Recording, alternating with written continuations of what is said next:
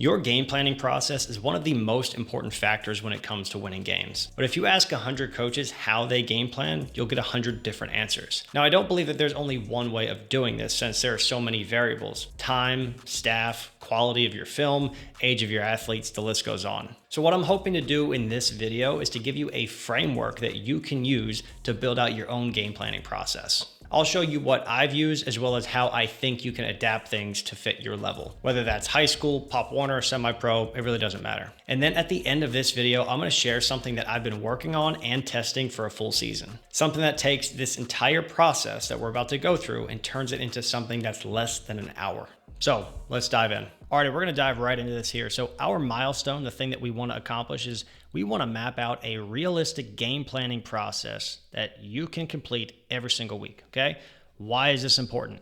Predictable results stem from repeatable processes, right? You're not gonna be able to sustain success. You might have some, but you're not gonna be able to sustain it unless you have a repeatable process, all right? And then also the context is gonna matter. There's a ton of clinics out there and there's a lot of great stuff on how to set up a game plan, but the problem is the context is gonna be completely different. If you're a Pop Warner coach, you can't do what NFL coaches are doing. If you're coaching at semi-pro level, it's gonna be different from college or high school. All these things are gonna be different. So what we need to do is we need to find a process. We need to create a process that fits specifically for us, for our coaching staff, for our team, and our players. So what I want to do in this one is I'm going to show you the full in-depth process of what you can do. Okay, this is stuff that I've done. And then I'm also going to talk about some very simple, basic things that you can do. And then again, at the end, I got a really fancy thing that I want to show you that's going to save you a ton of time. But just real quick, the in-depth process. First of all, you got to tag film. Create playlists, run reports, draw the scout cards, create the scouting report, the brainstorming phase, creating your call sheet, scripting out your practices, because that's a part of the game planning process as well. And I like to add this, watching film with the call sheet. I think that makes a big difference when you have that in front of you and actually go through and watch it, and then finalizing that call sheet at the end of it. Now, if you look at the adapted version, let's say you don't even have any film, right? How can you handle this? Well, you're just gonna draw out what you think the defense is going to be playing based on what you've heard from other coaches or what you've seen, okay, in person or anything like that. So draw out those scout cards, hit the brainstorming, fill out your call sheet, create your practice scripts, and finalize your call sheets. A very different setup with this whole process here. So we're going to dive a little bit more into this and kind of show you all of the ins and outs of what you can do. But always keep in mind as you go through this entire thing, ask yourself, how can I adapt this to what I'm doing, okay, to my level?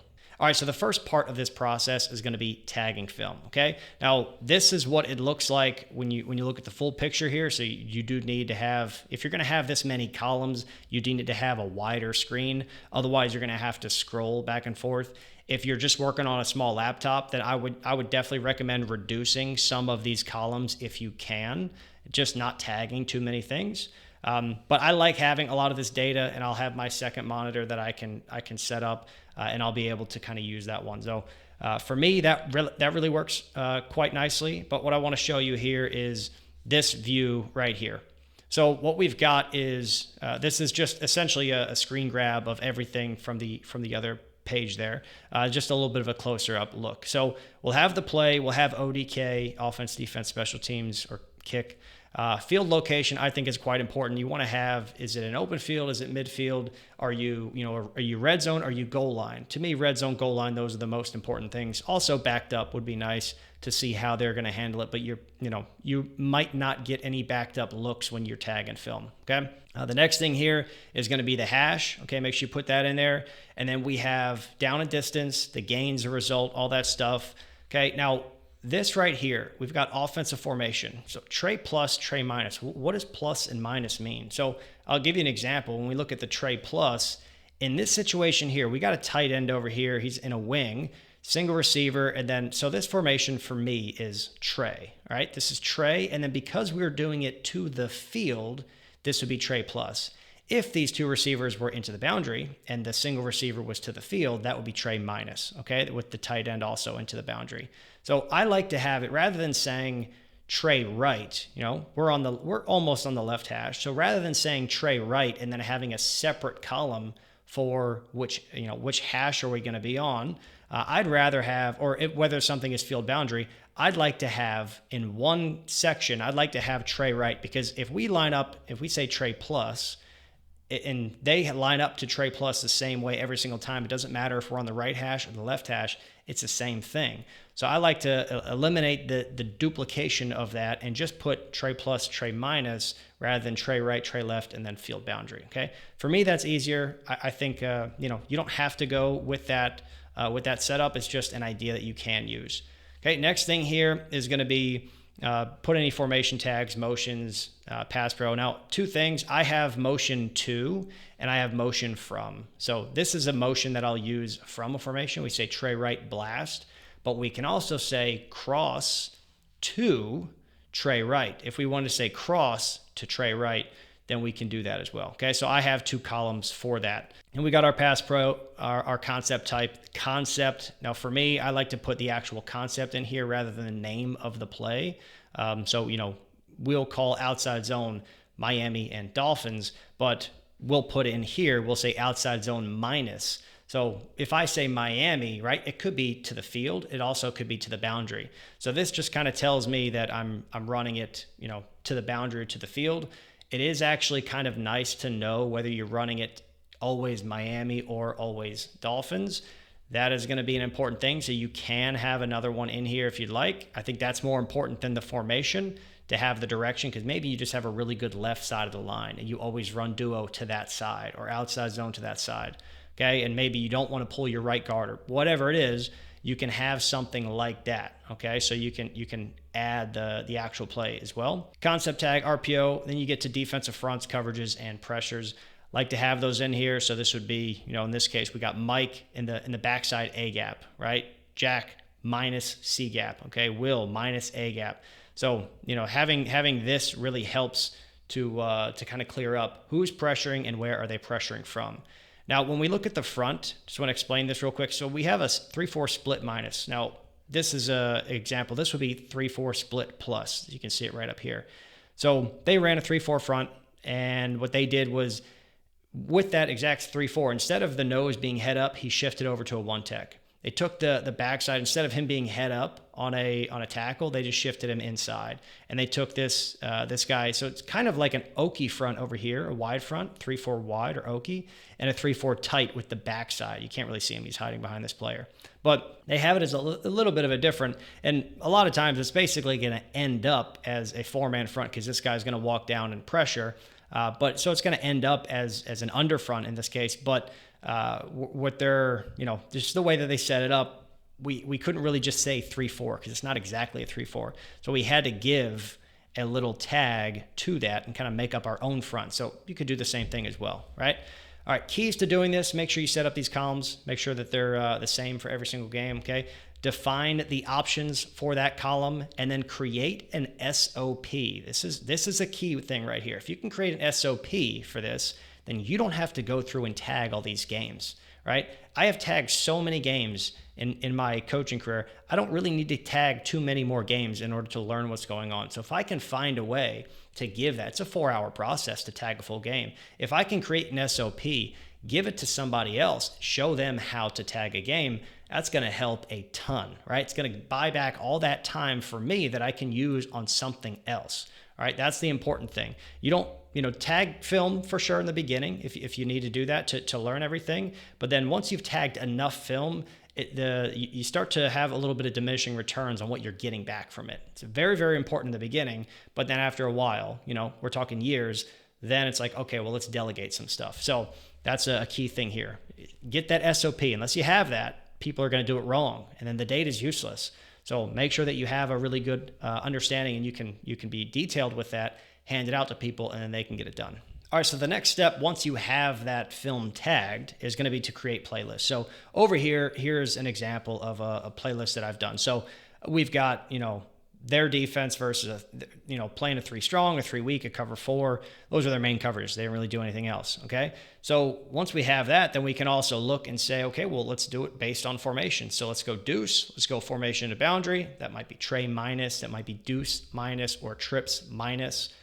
Spread, I don't really do plus and minuses for spread because it's just straight 2x2, so you can't really tell who's who. unless you know the offense, and then you can tell. But usually you don't know exactly if that's, people might even be rotating in different positions. So no plus and minus for spread.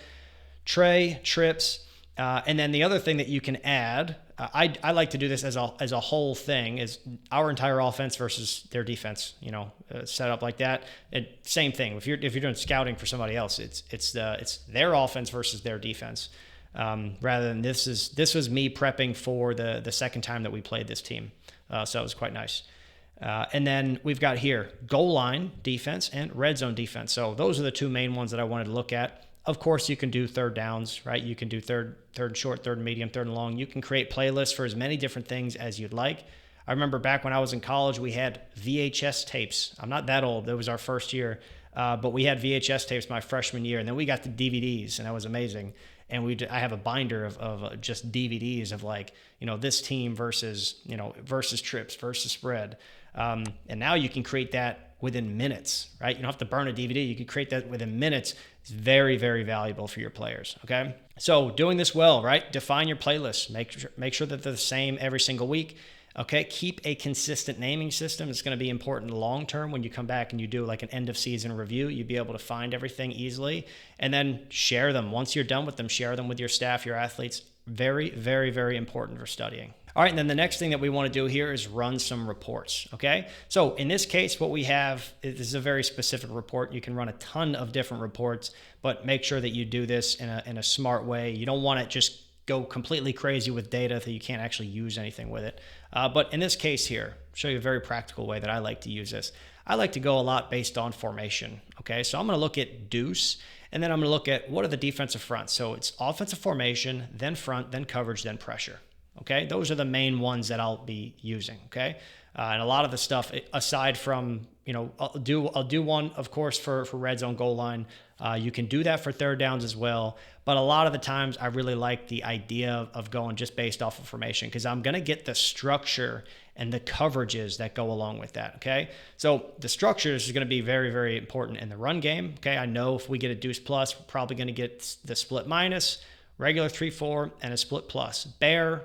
They only ran it one time. I think that's going to probably be a goal line situation. We'll look at the film to always double check. All right, but then I'm going to get, okay, cool. So they ran a 3 strong. They ran a cover 4, 3 weak. They ran a 3 strong here as well and a 3 strong here. So I'm assuming that 3 strong is really going to be their main coverage that they like to have, although they do have in each of these a 2 high safety look. So we know we're going to get both middle field open and the middle field closed. All right. Then also looking at the pressures and everything. So fronts and pressures, that'll really help to determine what type of run concepts you can use, what type of pass protections you want to use in each of those situations. So these things are going to be quite helpful to make sure that you're doing this well. Define the reports that you want to run in advance. Don't just randomly select reports. Just standardize it as we do with all of this stuff. Make sure it's detailed. Template those things so you can actually just click on run report in your Huddle account. You don't actually have to enter in all the information over and over and over. You can just template it, click it and run it, and then you're good to go. Then I like to screenshot things for scouting reports if you're going to include a scouting report, and then summarize and simplify. So again, with this, if you get too much data, you're kind of screwed. You can't do anything with it. But if I know, if I ask my players, a question about this, I'm going to ask, what's their number 1 coverage going to be this week? Or what are their top 2 coverages? And I'm hoping that they're going to give me a three strong and a cover 4. I'm hoping that that's going to be the answer for it. Or it's going to say, okay, well, what are their 2 main fronts that they're going to run? It's probably going to be the 3-4 split minus, 3-4 split plus, maybe also 3-4. Let's see how they handle other different formations as well. All right, then the next thing, we're going to be drawing out the scout cards, okay? So what I like to do with this, right, here you can see we got the hash, we got the formation, we've got the front, the coverage, and the pressure. And I'm going to draw out every little detail. Don't worry, we'll go to another slide and I'll show you a little bit more in depth with this. But I just want you to look, this is really what the list looks like, right? We just got 5 plays here. This would continue for however many scouting plays that I'm going to draw for this. And also, the nice thing that you can do is you can duplicate a lot of this stuff. So if you just click copy or duplicate, then it's just going to duplicate the whole thing so you don't have to manually draw everything yourself because that can take quite a long time. All right, but to make sure that you do this well, draw everything in detail. I'll show you on the next slide how detailed I'm talking, okay? We also want to flip the hashes if possible. Okay, choose the top 2 to 3 looks per formation. So in this case, when we talk about deuce, I'm probably going to do the 3-4 split minus with a 3 strong and SC. Okay, Sam to the C gap. That's going to be one card right there. Okay, now I might also go with the 3-4 with the 3 strong, and I'll have this pressure, and then I'll probably go a 3-4 split plus with a cover 4. So that's probably how I would go about doing that. Just statistically, those are the ones that they showed. So I'm only going to have a couple of different looks per formation, per situation. Okay, we can't have 40 or 50 different cards. We're just not going to be able to get through that many. Okay, with our practice. Depends on how you're doing your practice, but we have a limited amount of reps that we're able to get. Okay, so make sure you choose those, and then again, I said duplicate those cards. Massive, massive time saver.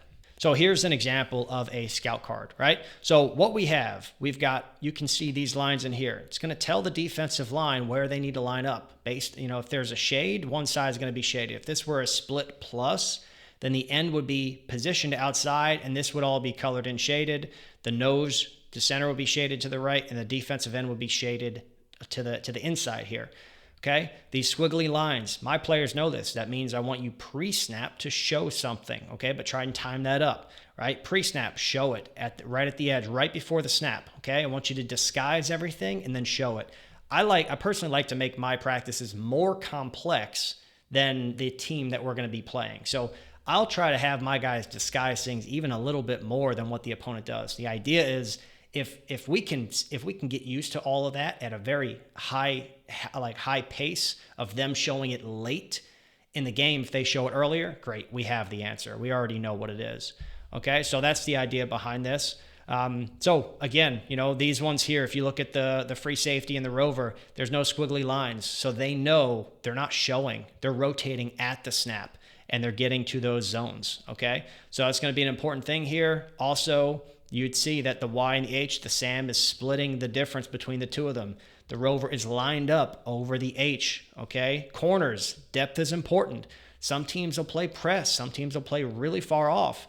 They're consistently playing around 5 yards, 5-6 yards. So we want to put our corners at 5 to 6 yards. Okay, all those little important details, they matter. All right, now the next thing, okay, is going to be creating a scouting report. So here's a couple just different examples of ways you can set this up. And realistically, this could just be a very simple Google Doc. This doesn't need to be anything too crazy here. But I like to have just random information in here. Is going to be the different fronts. You'll have the coverages. You'll have, if you can, put an actual call sheet in there. That would be great. You'll have, checks, alerts, anything like that. Anything that you think is going to be important for the players without overwhelming them. That's the key thing. You can't overwhelm your players when it comes to giving them a scouting report. And honestly, there's a lot of teams that they don't even need to do a scouting report because even a little bit is going to be overwhelming for players. So in this case here, what we've got three, have the different fronts. So I'll put one of these cards for each front.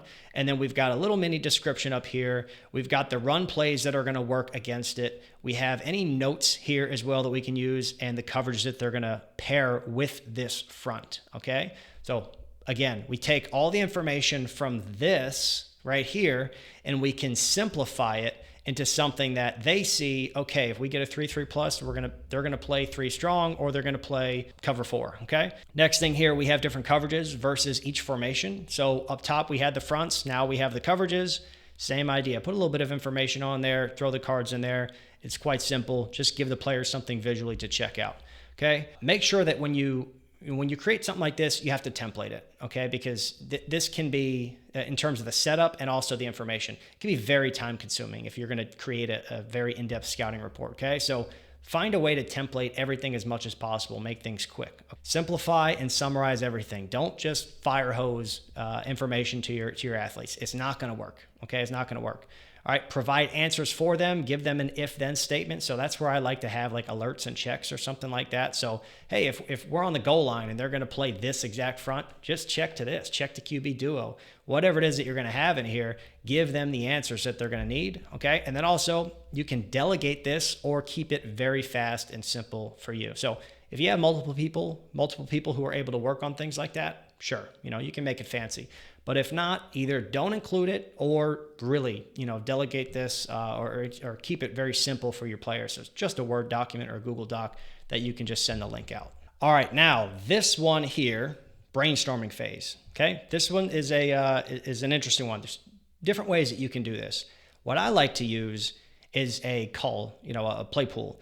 And essentially what it is it has all the different potential calls that you can have, right? You got all the different concepts, pass protections, everything is built out, the category of what it is, whether it's going to be a great third and short play, good for third and medium, good for third and long, red zone, goal line, the front beaters, the coverage beaters, all this stuff. If you can build something like this out, then when it comes to actually preparing for something, you say, okay, well, they're giving us a 3-4 eagle. What run plays can we run against that? Well, you just go to your front beaters, you click on the drop down, you go to 3-4 eagle, and then there you go. Everything that you've already planned out in advance is right there for you. And then you can look through that and say, okay, well, I like that for this game plan. I like that for this one. Don't like that one here. We're not going to use it. So that's what I like to do. I think this really, really helps that whole process. And you're not going to be able to remember everything, right?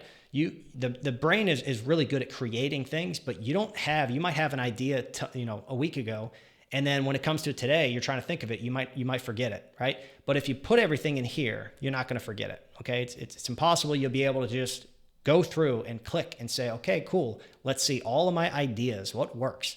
So I like this as a strategy. The other thing you can do in the brainstorming phase is you can go back and you can look at all of your scout plays, and I've done this before. Just print them out and just draw. Just literally just draw. Take a pen and just draw things all over and say, oh, what do I like? What do I not like? That'll really help with the whole brainstorming process. The other thing you can do is watch film, right? See how other people are attacking that look. When other teams are going trips, right? We go through and we can say, okay, well, what did they do?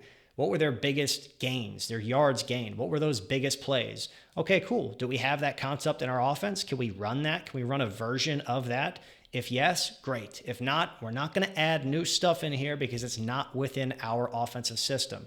So you want to make sure that you go through and find things that are in your system that other teams are running that you'd be able to also execute on, okay? So using this, the reason I really like this, it kind of forces you to stick with proven concepts. Notice that, for concept, bow, this is a concept. It's not randomly drawn up, all right? This is something that you'll see at high school. You'll see this college, NFL level. Everybody runs this. Essentially, it's a middle triangle. So that is a concept, the flood concept, inside zone. Those are concepts that we want to use. And that is what I like a lot about this. You're not just randomly drawing things up. I'm not a huge fan of that. I know some coaches are. I'm not a huge fan of it. So for me, forces you to stick with proven concepts, okay? And then, yeah, as I mentioned before, the other thing you can do, you can just draw it out, on paper. That's an easy solution. All right, now we finally get to the actual call sheet, okay? So however you want to set up your call sheet, this is one from my last season. I've got over here on the run game, I've got all the different, formations, spread, trips. This is how I set it up. Notice that I only have a couple different things per formation, okay? This honestly is even too much. I like to over-prepare when it comes to my call sheets, and then I don't really use most of this stuff. But if I over-prepare every single week, my brain just kind of gets loaded with these solutions. And then, it might be a situation where, hey, okay, let's I have a good idea of how to beat this because I've thought about it so many times. So that's kind of the thought process that I have with this. But of course, you can always simplify things. Then I'll have like run game versus different fronts. So, hey, we played a team, this team here, they gave us every single front possible. I mean, they threw everything at us. I don't usually see teams who do that, but they gave us everything, a 3-3 stack, a 3-4, a 4, like an over, an under. They give us a bear front. They give us a mug front. It's just so many different things. So when you have a team that does that, it doesn't hurt to over prepare for that. Okay, so I have a section here. Did I use this section? Not really, but have the section there so you can use it if you have to.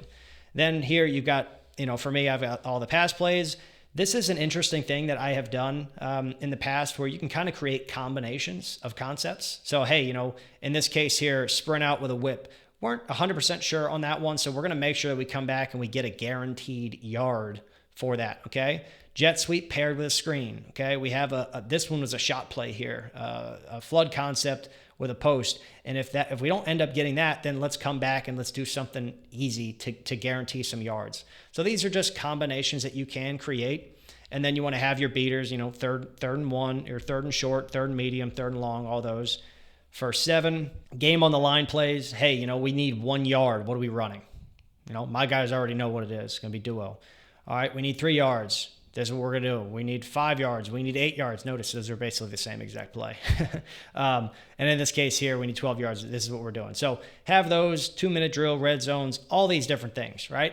Template your call sheet. This is going to stay the same. This call sheet is going to stay the same every single week, right? Unless this one section might be a little bit different. I might not have that for another team that doesn't do that.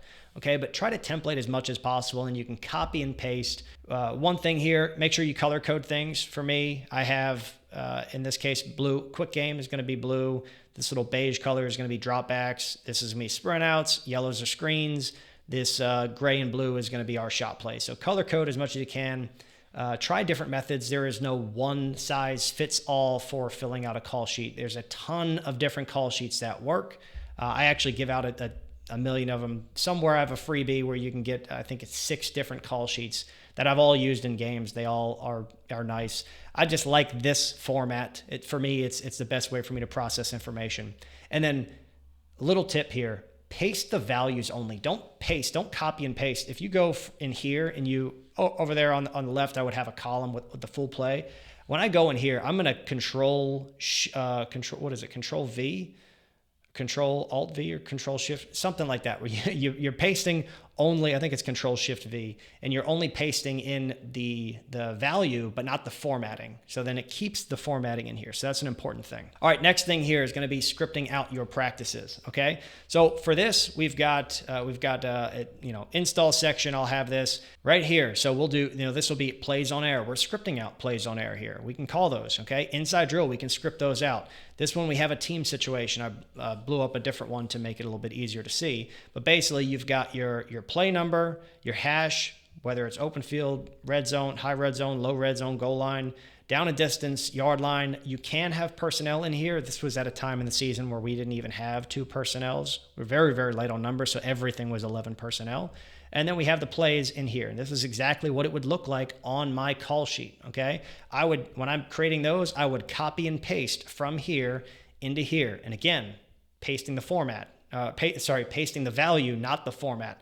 Defense, I'm just going to give them a card number. And I'm going to make sure that those scout cards fit exactly with these. And if not, if I have a note on here, hey, tell the defense, hey, just flip this card. Flip this card. All right, so this was obviously a left hash card, and I put it in for right hash. Okay, so I just tell them, hey, flip that, and then you're good to go. All right, so keys to doing this well. Template the section, okay? Make sure you include as many different situations as possible. You can also include a concept or rotation if you want, but either way, just make sure that you hit everything that you want to actually run on game day, okay? And then prioritize your concepts, right? If there's limited time, you have 15 plays, hit the most important 15 plays. This is not the time for you to practice 3 trick plays, right? It's time for you to practice the fundamentals that you're going to be using and relying on come game day. Your third downs, your best plays. Those are the things that you want to focus on, prioritize. All right, and then one of the last few things here is going to be to watch the film with the call sheet. So what I'm going to do is I'm going to sit down with my printed out call sheet. I have it here. It's not going to be laminated or anything, but it's just going to be the piece of paper. And I'm going to go and watch film. And I'm going to pause it right before the snap. And I'm going to look down at my call sheet. So in this case, we got an empty left look. So I'm going to look over here and I'm going to say, okay, in this case, we got empty left. So what do we have? Empty base roam option. So in this case, it would be a stick concept. He'd run the out. He'd run the fade. He would run a wiggle route and work in, and then he'd be running a go. So in this case, what I'm looking for is, can we throw the stick? Let's see what the mic does, and let's see how this guy plays this. Because if we can get him with the hesitation and break in, there's a lot of space between this backer and this mic. A lot of space there. So quarterback, we want to be looking over here, and if it's not there, we want to be able to come back. So I'm going to look at the film and say, are they anticipating this? How are they playing this? right? And I'll do this a ton of time. You spend as much time as you can with this process. It really, really helps to ensure that you have everything. If it doesn't look good, then you can just kill it from your game plan, okay? So print out your call sheet, have a pen, write down notes, all right? Confirm the play. Oh yeah, this is a good play, it'll work, or remove it, okay? Also find potential problems and their solutions. Hey, they keep pressuring off the, let's say they keep sending this guy off the edge and slanting this guy in. Well, if they do that and they're not pressuring this Mike at all, well, pass protection wise, I'm probably going with a base. What did I write in here? I put base, big on big. Maybe if they keep sending this pressure, maybe I just quick half slide to the right. We take one-on-one, we slide over, pick up the 3-tech, he slants in, slide over, and then 1, 2, 3 are blocked. He's man, now he's the unblocked defender, okay? But if they're not pressuring the mic and they keep pressuring this edge will, cool, no problem, right? We'll solve that problem. So that would be something I'd be looking for. Potential problem and the solution. What are they? Make sure you define them. Okay. And then again, go with the odds for those things, right? If they're not pressuring here and, you like base protection, just go with base protection if they're not showing anything that's a major threat for that. All right. And then the last thing is going to be to finalize this call sheet. Okay. So what I'm going to be doing is I'm just going to take a look at this. I'll go through it one last time, one little run through, and just see if there's anything that I think needs to be double checked or taken out or anything like that. Most of the time that doesn't happen. It's just kind of a thought. I just like to double and triple check everything. Then we're going to double check the formatting to make sure that everything is good to go. It is templated, but we still want to do it. And then the last thing is going to be, we're going to print and laminate. Okay. We're going to have multiple copies here because we're going to have, we're going to have position coaches who want that. If you have somebody in the booth, co-coordinator, anything like that, make sure they get a copy as well. All right, and now the last thing here is that we want to make sure that we adapt this process for our situation. It doesn't matter, everything that we just talked about, it doesn't matter. If you can't make that happen, if it's not possible, then don't do it. Why try, right? It doesn't make sense to do that. Make sure that you go and find something. If you don't have any film, a lot of those steps don't really do anything for you. You can basically just create the scout cards and just spend more time on the scout cards, draw those things up, set up a play pool. And when you go and design your practices, practice against multiple fronts. A drill that I've done with my players is I've set up the cones and I set up a 4-man, an over front. Then I set up a 3-4, and then I set up a 3-3 stack. Then I set up a bear front, and it's a lot of cones. But you can basically run a play, have everyone get to their responsibility, jog to the next set of cones, run the same play. Blocking scheme changes, right? They need to see how everything's done. Jog to the next one, jog to the next one. Then you change the play. And now you can go for a handful of rounds and get all these different blocking schemes while you're totally preparing for all these different fronts, okay? It does slow the learning process down in the moment, but that varied practice is really, really good for long-term understanding of the concept, okay? And you're gonna be much better off, especially if you don't have film. A different front than you're used to will totally screw up your blocking schemes if you don't work through them in advance. You don't want to learn and adjust on game day. You don't want to have to do that. You want to already have the adjustments. Good way to do that is a ton with these scout cards and spend a lot more time with it and drills like that. That's a practice design thing, but those things can be really helpful, okay? So make sure that you adapt this whole thing to whatever fits your specific needs, okay? Always think from your perspective. What can our team do? What can our staff handle? What can our players handle? Alrighty, so hopefully this lesson will help you define a game planning process that works best for you and your staff. But before we end this thing, I want to share with you a tool that I've been using for the last season that helped our team have the #1 offense in the league and save me 15 hours per week in the process. That's 15 hours I use to optimize every other aspect of our entire offensive system, meaning the quality of the drills that we used, how we communicated as a staff, building player relationships, improving our team culture, and improving how we give feedback and teach our players. All those things usually get pushed to the back burner when the season comes around, but this tool helped to keep all of those critical things front and center. The tool that I'm talking about is the AI Playcaller. Let me show you how this works. We tried to build this thing with common football knowledge and terminology, but in case you don't know what something is, there's always this little picture right here that you can click on and see exactly what it is. Now, the first thing that we're going to do is define our terminology. So when it comes to actually generating a call sheet, this is going to use your exact terminology for your offense. And by the way, if there's a concept that you want added that you don't really see on here or information, just shoot me an email and I'll get it added for you. Then once our terminology is set, we can start adding the scouting information. You simply select the fronts, coverages, and pressures that you're going to see, as well as the percentages for each, which can be completely estimated if you don't have them. And that's really it. But now, this is where things get super easy. All you have to do is click the build button and our software will build your entire call sheet for you. And in case you're wondering how it does all of this, there is a massive play pool on the back end of this thing that I built out manually. It contains beaters for every front, coverage, pressure, and situation that you're gonna run into. All 1,000 plus plays in this play pool are designed specifically to target something. And if that something shows up in your scouting report, that play might get generated to your call sheet. The important thing to note here is that nothing will show up on the call sheet if it's not a proven winner versus that front or coverage. And then the nice thing is you have the freedom to adapt anything that you want within this call sheet. If you have a stud X receiver that you want to get the ball to, you can just design a section on the call sheet just for them. You can lock plays in place, regenerate as many times as you need, and even favorite plays so that you can always find your best plays across different game plans. Now, once you've created your call sheet, it's time to start prepping your practices. For this, all you need to do is add a practice section and then click auto generate, and our software will build the entire practice script for you. It gives you the personnel, the down and distance, the hash, even generates scout cards for you based on what you entered when you did the scouting information. We also give you the ability to add your own scout cards if you want to build out your own library. And of course, we make this as simple as possible to download and print everything. That's the AI Playcaller right there. So I tested this with our team last season, and we ended up finishing with the #1 offense in the league, and I spent about 15 hours less every single week than years past. And it spit out better game plans than I would be able to create on my own. So less time and better quality. If you want to give this thing a shot and see how impactful it can be for your organization, there's a link at the top of the description. It says AI Playcaller. Just click on that, enter your email, and then you can immediately get started with a free trial. No credit card required. Just test it out, and if you like it, then you can sign up. And don't worry, this thing isn't expensive. The goal was to make this affordable for any volunteer coach who's paying out of pocket. So click that link, get signed up, and I'll see you inside.